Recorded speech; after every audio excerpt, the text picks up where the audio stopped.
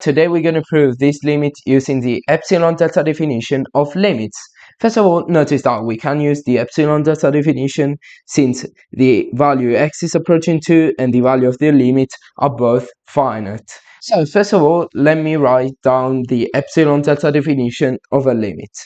So the limit as x approaches a of f of x equals L if and only if for every epsilon greater than 0 there exists a delta greater than 0 such that the distance between x and a is greater than 0 and less than delta, and this implies that the distance between f of x and L is less than epsilon.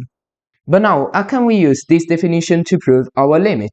Well, first of all, the definition starts for every epsilon greater than 0. Our proof is going to start with given epsilon greater than 0, because the definition says that this works for every epsilon greater than 0.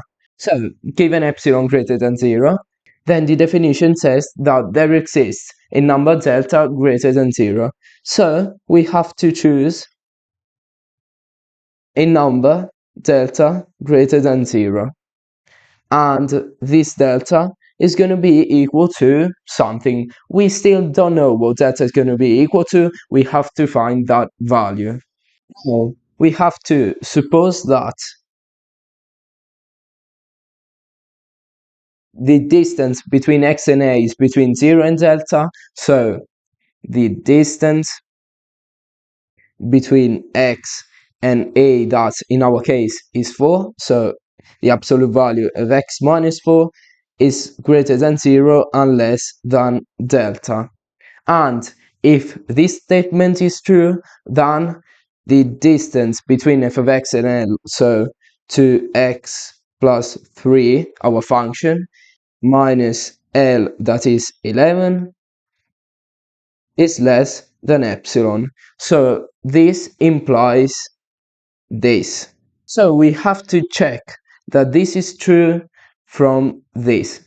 First of all, let's write down this expression. So the absolute value of 2x plus 3 minus 11 equals 2. Well, now we have to do some algebra. So this equals to 2x plus 3 minus 11 is just minus 8.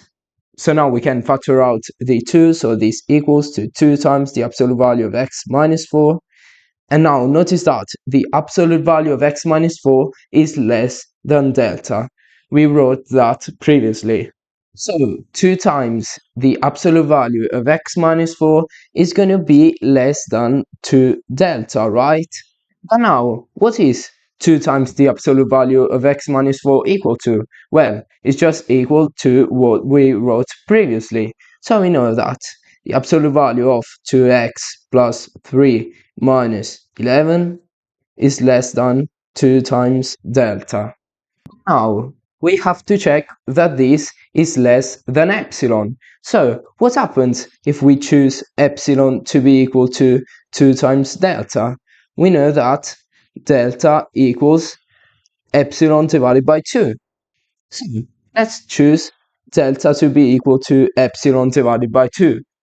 If delta equals epsilon divided by 2, and we know that the absolute value of 2x plus 3 minus 11 is less than 2 delta, this is less than 2 times epsilon divided by 2. We can simplify 2 and 2, and we get that the absolute value of 2x plus 3 minus 11 is less than epsilon.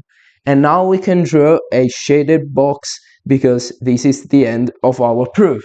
So what we did, we found delta to be equal to epsilon divided by 2, because assuming that the absolute value of x minus 4 is between 0 and delta, we had to check that this quantity was less than epsilon. So if we choose delta to be equal to epsilon divided by 2, we get this from this. If you enjoyed this video, leave a thumbs up, share it with your friends, subscribe to my channel, and let me know in the comments if you would like to see other limit proof. Also, when a and the value of the limit itself aren't finite, like in this case, but one of them could be infinite or both of them. So let me know it in the comments. Until you next time, bye.